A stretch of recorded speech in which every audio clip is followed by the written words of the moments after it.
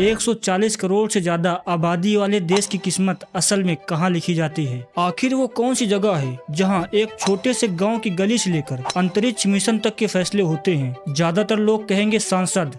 बिल्कुल सही जवाब। लेकिन क्या संसद पत्थरों और ईंटों से बनी एक विशाल इमारत भर है, या फिर इसके भीतर छिपा है एक पावर हाउस जिसे हम भारत का इंजन रूम कह सकते हैं? आज हम सिर्फ इस बिल्डिंग की बात नहीं करेंगे, हम खोल कर देखेंगे उस मशीनरी को जिसने दशकों से इस देश को थामे रखा है। और जिस सांसद की हम बात कर रहे हैं, आखिर उसकी जड़ कहां से जुड़ी है? क्या वह वही विरासत है जो अंग्रेजों ने छोड़ी थी, या आजाद भारत ने खुद एक नई पहचान गढ़ी है? जब हम इतिहास के पन्ने पलटते हैं तो सामने आती है लुधियाना दिल्ली की एक पुरानी सांसद जो अंग्रेजी दौर की निशानी है और अंग्रेजों ने इसे अपने हित के लिए बनाई थी। लेकिन समय बदला और भारत ने 2023 में एक नए संसद भवन में कदम रखा।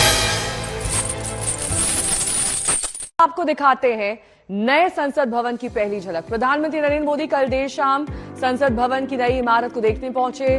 वहां 1 घंटे से ज्यादा तक रुके रहे। नई इमारत के हर हिस्से में पीएम गए जहां निर्माण कार्य तेजी से चल रहा था। इस दौरान पीएम ने निर्माण कार्य में जुटे स्टाफ से भी मुलाकात की।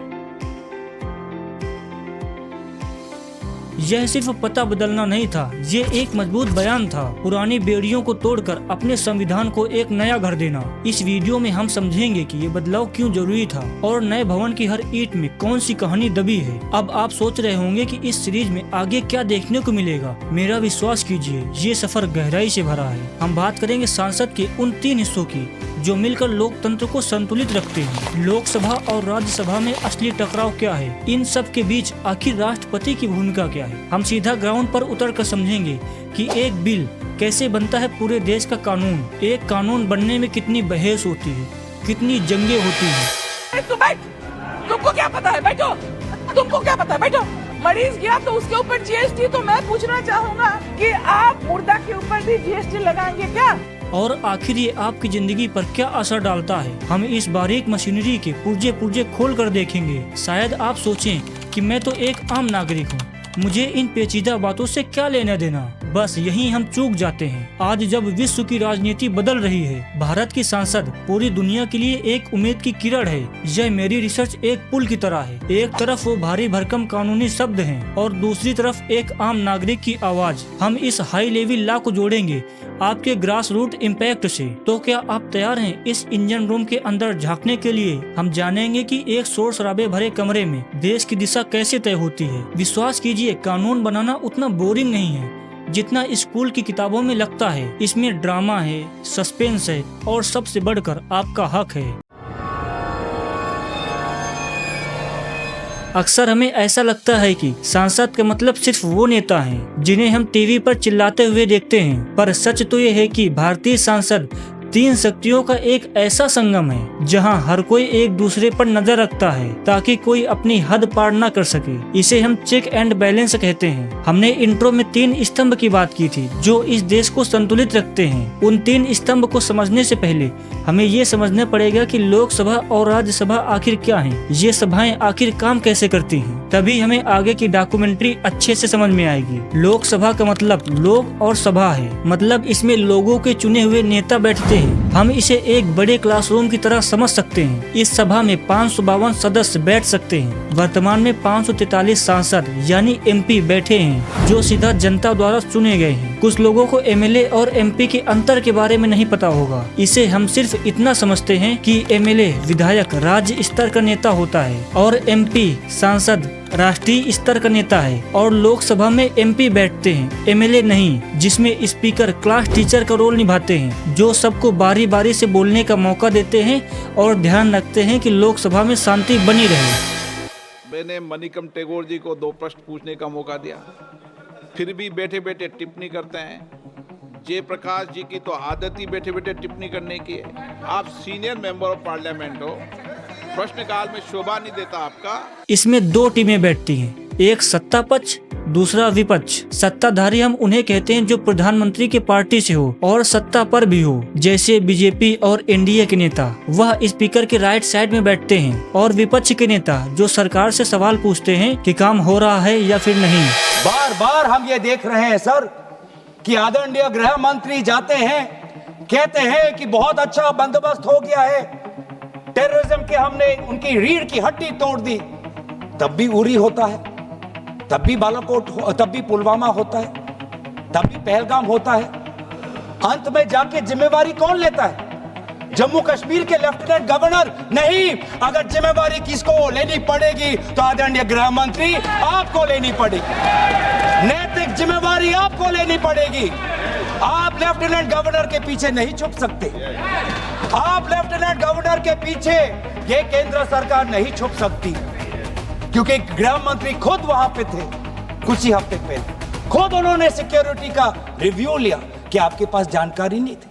यह स्पीकर के लेफ्ट ओर बैठते हैं। अब इसमें एक छोटा सा ट्विस्ट है, हर जगह तो बीजेपी जीतती नहीं है, कहीं कहीं कांग्रेस भी जीतती है। तो कांग्रेस के एमपी आखिर किधर बैठते हैं? विपक्ष के सांसद हमेशा लेफ्ट साइड यानी विपक्ष के साथ ही बैठते हैं। एमपी किसी नेता से सवाल नहीं पूछते, वह सीधा स्पीकर की तरफ देखते हुए स्पीकर अध्यक्ष से कहते हैं कि महोदय हमारे इलाके में ये काम क्यों नहीं हुआ। फिर उसी विभाग का मंत्री खड़ा होकर जवाब देता है, जिस मंत्री के अंतर्गत वह काम आता है, कि ये काम इस समय तक हो जाएगा और ये काम इस वजह से अटका हुआ है। उसे एमपी के सभी प्रश्नों के उत्तर देने पड़ते हैं। क्वेश्चन पूछने के लिए सांसद में क्वेश्चन आवर नाम का एक खास समय होता है, इसे हम डिटेल में आगे जानेंगे। फिर कोई नए नियम लाने की चर्चा होती है, जैसे स्कूल की फीस या ट्रैफिक के नियम। अंत में हाँ या ना का बटन दबाकर फैसला होता है। अगर ज्यादातर लोग हाँ कहें तो नियम पास हो जाता है। लोकसभा मुख्य रूप से साल में 3 बार बैठती है, यह हमेशा नहीं चलती।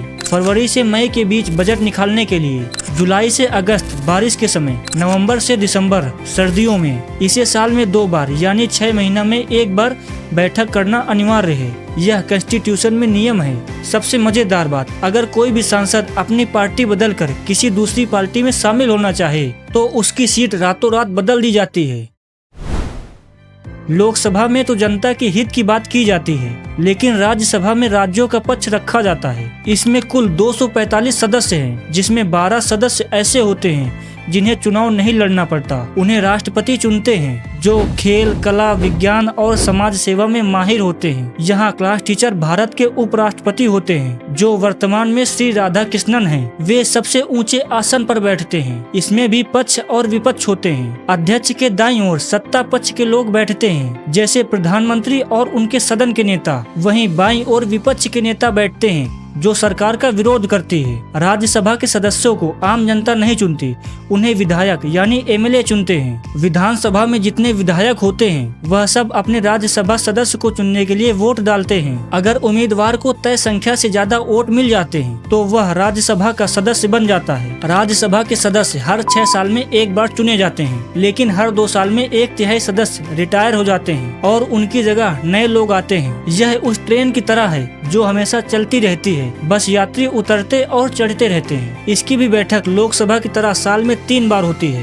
बजट, मानसून और शीतकालीन में। लोकसभा में अगर कोई भी कानून जल्दबाजी में बन जाता है तो राज्यसभा में उसे दोबारा चेक किया जाता है और उन्हें सुधार की सलाह दी जाती है। अगर देश की सरकार राज्यों के लिए कोई बड़ा फैसला लाती है तो उसे राज्यसभा की अनुमति लेना ही पड़ता है। बजट के मामले में लोकसभा के पास ज्यादा पावर है as compare to Rajya Sabha. Rajya Sabha केवल सलाह दे सकती है, उसे रोक नहीं सकती। सोचो, अगर किसी भी कारण से लोकसभा और राज्यसभा के बीच झगड़ा हो जाए तब क्या होगा? इसे एक उदाहरण से समझते हैं। मान लीजिए लोकसभा ने एक नया नियम बनाया कि स्कूलों में शनिवार को भी छुट्टी रहेगी। यह लोकसभा से तो पास हो गया, लेकिन राज्यसभा ने मना कर दिया या 6 महीने तक कोई जवाब नहीं दिया। अब दोनों के बीच रुकावट पैदा हो गई। ऐसे मामले में राष्ट्रपति हस्तक्षेप करते हैं। राष्ट्रपति दोनों सदनों के सभी सदस्यों को एक साथ बैठने के लिए बुलाते हैं। जब दोनों सदन एक साथ बैठते हैं तो अध्यक्षता लोकसभा के अध्यक्ष ही करते हैं। अब उसी नियम या फिर बिल पर दोबारा वोटिंग होती है। इस बार लोकसभा और राज्यसभा के सभी सदस्य मिलकर एक साथ वोट डालते हैं। ज्यादातर मामलों में जीत लोकसभा की ही होती है। इसकी वजह बहुत सरल है। लोकसभा के ज्यादा सदस्य। भारतीय इतिहास में लोकसभा और राज्यसभा की एक साथ बैठक मात्र 3 बार बुलाई गई है। भारत का सबसे बड़ा वकील, इसके पास एक विशेष अधिकार होता है कि यह सदन का सदस्य न होते हुए भी दोनों सदनों में बैठ सकता है और बहस में हिस्सा ले सकता है, लेकिन वोट नहीं डाल सकता। अब हम उन 3 स्तंभ की बात करेंगे जिन्हें हम संविधान का पिलर कहते हैं। सबसे पहले आते हैं महामहिम राष्ट्रपति। अब आप कहेंगे कि लेकिन वो तो रोज बहसों में हिस्सा नहीं लेते, फिर वो सांसद का हिस्सा कैसे हुए? यही तो ट्विस्ट है। इमेजिन कीजिए, एक बहुत बड़ी कंपनी है जहाँ सारे कर्मचारी दिन भर काम करते हैं। जब तक बॉस उस फाइल पर साइन न करे तब तक वहाँ कोई भी नया नियम नहीं बन सकता। राष्ट्रपति हमारे कॉन्स्टिट्यूशन की आत्मा है। कोई भी बिल तब तक कानून नहीं बनता जब तक राष्ट्रपति की मोहर न लग जाए। यह एक फिल्टर की तरह है जो यह सुनिश्चित करता है कि सत्ता के घमंड में कोई गलत कानून न बन जाए। दूसरा स्तंभ, लोकसभा। लोकसभा के बारे में हम पीछे डिटेल से जान चुके हैं। यहाँ हम सिर्फ इतना जानते हैं कि यह वो जगह है जहाँ सरकार को हर पल अपने काम को साबित करना पड़ता है। अगर लोकसभा में भरोसा टूटा तो सरकार गिर जाती है। यह लोकतंत्र की धड़कन है, यहाँ आम आदमी की आवाज गूंजती है। तीसरा स्तंभ, राज्यसभा। इसके भी बारे में पीछे डिटेल से जान चुके हैं। लोकतंत्र में शक्ति का मतलब तानाशाही नहीं बल्कि एक प्रोसेस है। एक बिल कैसे बनता है पूरे देश का कानून। चलिए इसका प्रोसेस जानते हैं। सबसे पहले मंत्री सदन में आते हैं और उस बिल को पेश करते हैं। यहाँ सिर्फ बताया जाता है कि हम कुछ ऐसा करना चाहते हैं। यह कानून का जन्म है। यह सबसे महत्वपूर्ण हिस्सा है जो टीवी पर नहीं दिखता। बिल को पार्लियामेंट्री स्टैंडिंग कमेटी को भेजा जाता है। यहाँ कोई कैमरे नहीं होते, कोई शोर नहीं होता। यहाँ पर एक्सपर्ट बैठते हैं, जनता की राय ली जाती है और कानून के हर अक्षर पर बारीकी से जांच की जाती है। क्या इसमें कोई लूप होल तो नहीं है? क्या ये किसी के अधिकार को तो नहीं छीन रहा? बिल वहाँ से पास होकर वापस सदन में आता है। अब असली एक्शन शुरू होता है। यहाँ हर संभावना पर बहस होती है, वोटिंग होती है, विपक्ष कमियां निकालता है और सरकार उसका बचाव करती है। लोकसभा में बिल पास होने के बाद सफर खत्म नहीं होता, उसे लोकसभा से राज्यसभा भेजा जाता है। वहाँ यही प्रोसेस दोबारा होता है। सोचिए कितनी मेहनत और फिल्टर से गुजरता है एक कानून। और अंत में जब दोनों सदन हाँ कह देते हैं तो फाइल जाती है राष्ट्रपति के पास। उनके सिग्नेचर के बाद एक बिल कानून बन जाता है। भारतीय संसद में कुछ ऐसी चीजें हैं जो पूरी दुनिया में कहीं नहीं है। हमने क्वेश्चन आवर और 0 आवर जैसी परंपराएं शुरू की।